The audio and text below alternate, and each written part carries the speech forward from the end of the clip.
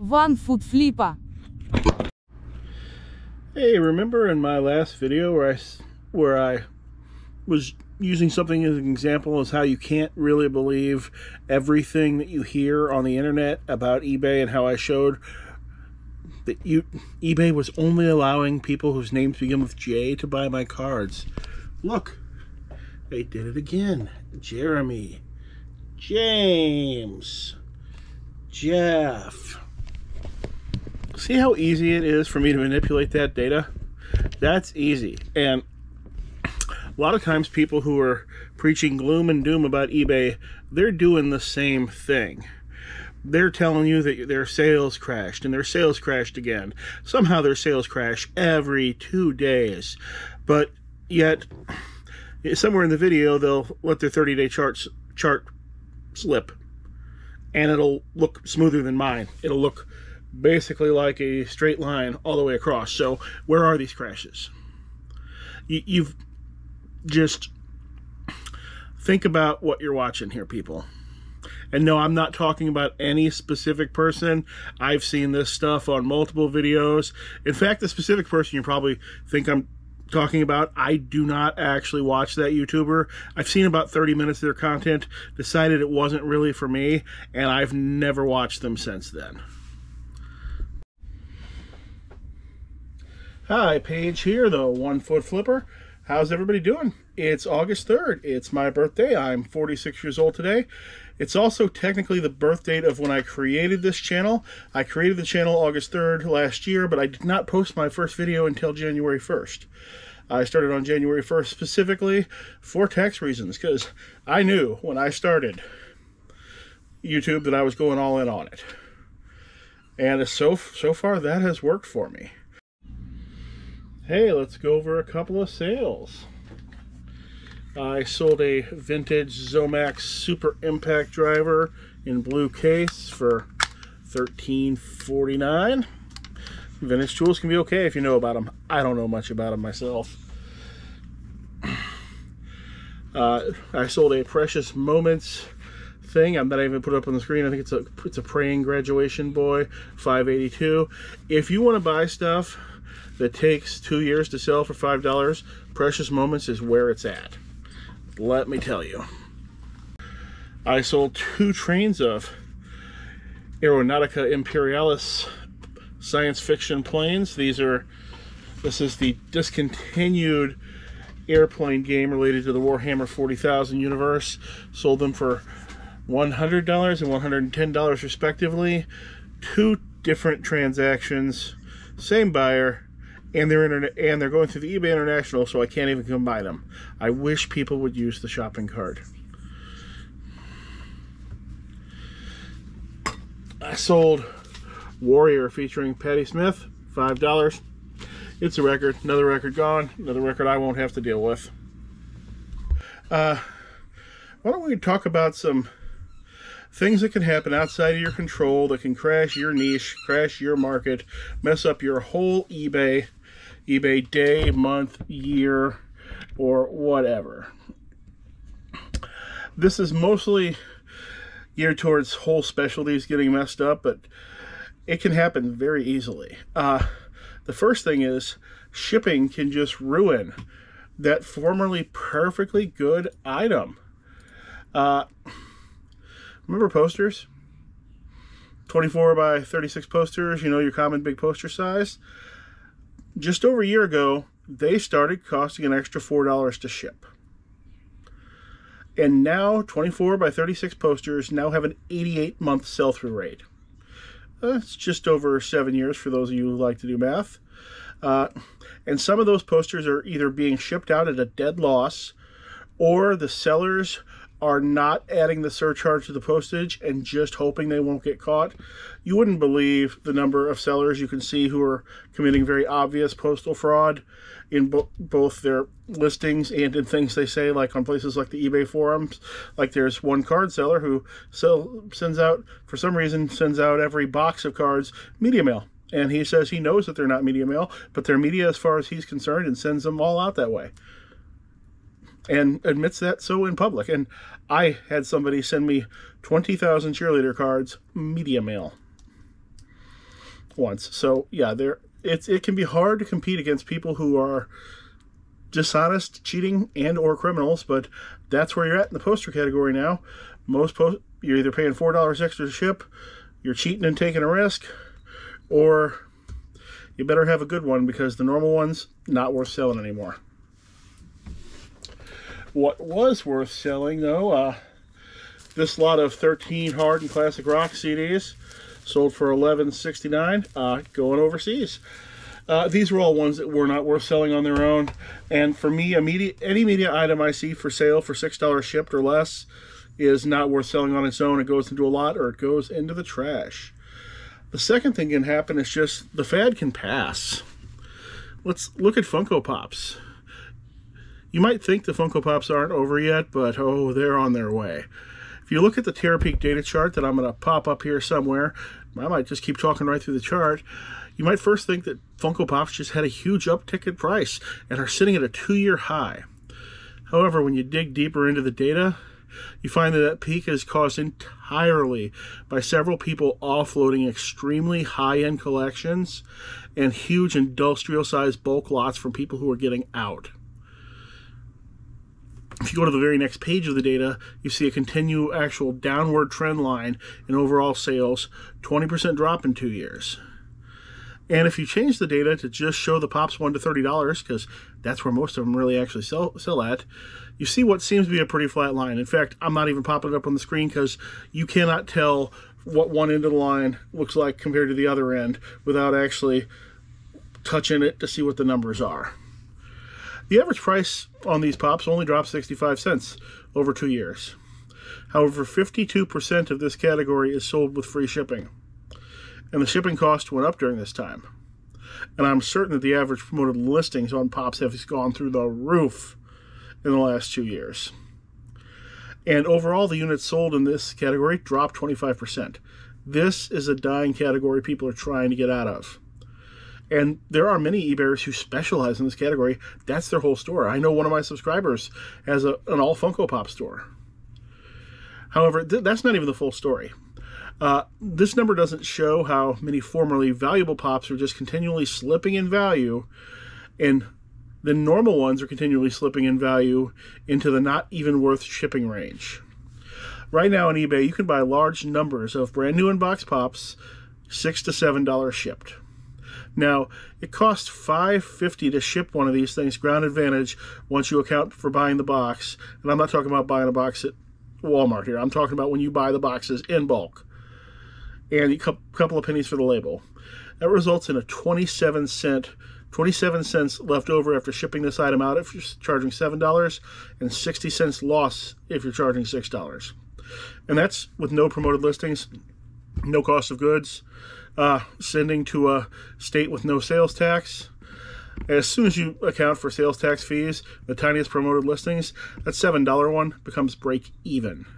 This is where this market is at, and more of those Funko Pops are slipping into that price range every day. What has almost slipped into that price range is Purnell's History of the World War bombers, 39 to 45. This sold for $7.28 plus shipping, not free ship, so not too bad. Sometimes a whole particular market can crash just from outside forces. I was reading a thread from somebody who specializes in selling tattoo supplies. And apparently tons of tattoo shops closed during the pandemic. They couldn't keep their bills up. They couldn't keep the doors open. You know, they didn't tend to be overcapitalized. They tended to be, sole proprietor businesses who barely kept the doors open as it was. And now the free government money that boosted the guys who managed to stay in business has dried up as well. And the number of active shops is just a much lower than it was 3 years ago. And those who sell tattoo supplies are now selling very little. Diverse Tattoo Supplies reported on the eBay forums an 85% drop in sales over the last 2 years. And he's had to throw away $8,000 in expired products this year so far. And now this guy is a 17-year expert who sells one niche. He's got 34,000 feedback, and he only sells new products. I'm going to assume he knows exactly what he's doing, because new product territory on eBay is expert territory. It is completely different than picking garage sales, selling stuff that you found at the flea market. You're never going to succeed with new products at all unless you know what he's doing. So I assume he knows what he's doing. It's just that outside forces has crashed his market. I sold this Captain America t-shirt for a big $3.50. I would have never picked this on its own, but there was this garage sale that had they had several really, really good t-shirts and a bunch of decent t-shirts, and I just bought the whole stack at one price because it was probably better than trying to negotiate only to cherry pick the good ones. That was one of the bad ones, but hey, it's still sold. Fourth thing can happen. A massive supply of whatever it is you are selling can show up and tank the market. You know, say like, hey, you're doing great. I'm selling G-scale trains. I'm doing great. And then suddenly 3 other people find, huge hordes of G-scale trains. Suddenly there's 4 times as many of them on the market. Which is what I'm worried about, because I've got a bunch of G-scale trains. 20 years ago, they found a warehouse, I believe it was in Canada. It was an arcade distribution warehouse, and for some reason, around 1978, 1979, they closed the doors. But they closed the doors on a warehouse that was still full of new in-box games. New in-box pinball machines, new in-box early video games, new in-box claw machines, all those various electromechanical Zoltan type of things that they used to have. And when that stuff came to light, they were selling off those brand new 1970s games for relative bargains. I mean, more than a used, copy of the same thing would have been going for at the time, but cheaper than the used one would go for today. And that one warehouse being found depressed that Bronze Age arcade collecting market for at least 10 years. And if you've got a single specialty, that could happen to you as well. I'll put it up on the screen because I can't find it. Another reason that you should have a SKU system from day one, if you haven't started your store yet, every item needs to have a location. I've had a SKU system for 2 years now, but there's still the exception items from when things were really loose at the very beginning, like this bar glass that supposedly has a location of K. Nah, it's not in K. I remember somewhere there's a box that says Schlafly on it, which is what this is. And now I have to find that box. And also, my wife used to move things between bins and not put them back when she used to pull orders. And I pull them all now, so it could have been a case of that. But either way, fifth thing can happen. The secret about what you're selling might get out. Maybe some popular YouTuber is going to destroy your easy profit niche by showing it off and increasing your number of competitors by a factor of 100. Sure, you might have been able to go out there and buy that red 5-inch Tupperware bowl every weekend for a nickel and sell it for $20. Until old school common flip Jack in the Box shows it off in a video, and I don't know where I was going, where I started that name. Shows it off in a video, and now suddenly everybody is finding the same thing, and they're all putting it up there. Suddenly they're going from 20 plus shipped down to $5 shipped, losing money. That can happen about almost anything when there's a secret of something that's actually super easy to source and actually sells. When the secret gets out, the thing stops being as good. I'm sure I might have ruined something like that at some point. I remember in one of my videos I said, when you see that electric griddle in the Goodwill bins, just take the plug with a temperature gauge out of it, leave the griddle behind. Because the plug and temperature gauge, once you account for shipping, sells for more money than the whole griddle does. I haven't checked prices on those recently. I don't know if I affected that. Probably not.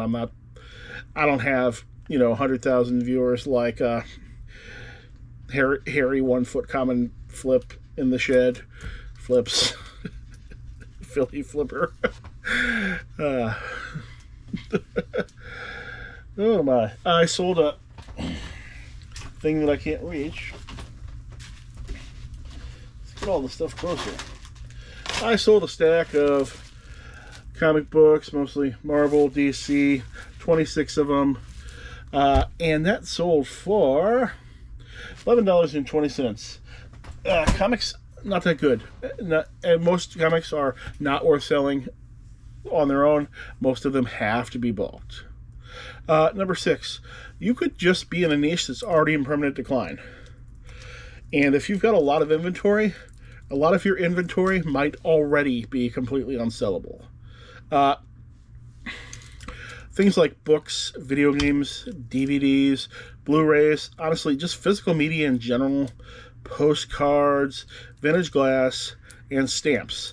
Those are just one of probably hundreds of categories that are in what, as far as we're concerned, is a permanent decline. They might come back in 20 or 30 years. That doesn't matter.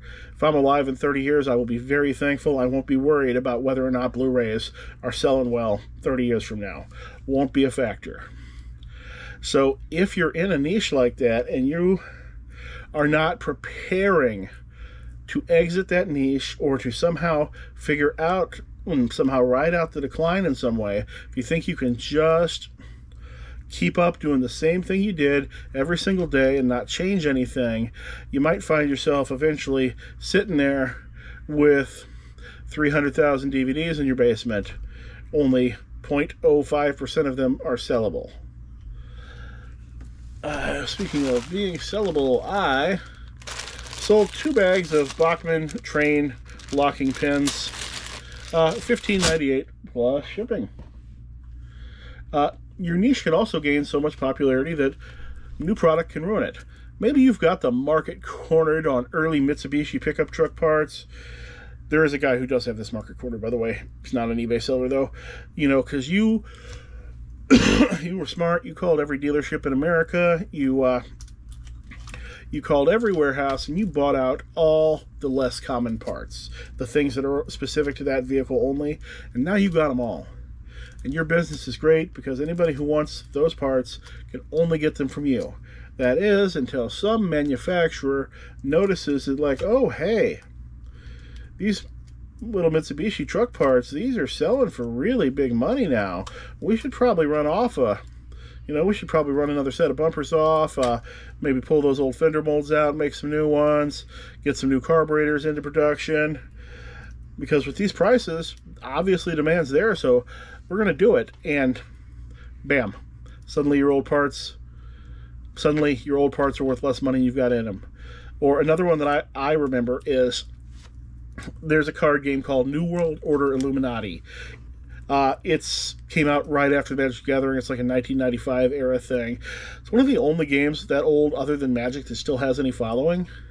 That's not in production, but they had a box set called the One with Everything box set, and this thing was $1,000 for the longest time, till somebody noticed that it was worth nearly $1,000, and fake sets started being made in Japan.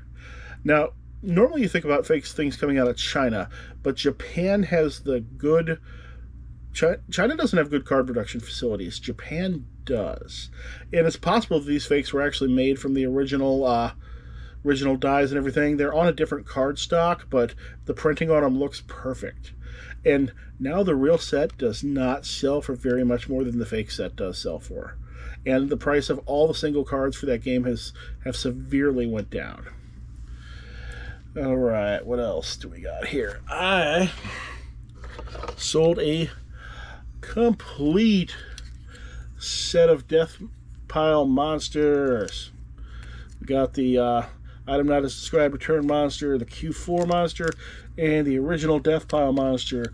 Sold these to Joe, Nutmeg State Picker. He did not leave a note, but we'll put a link to his store down in the bottom.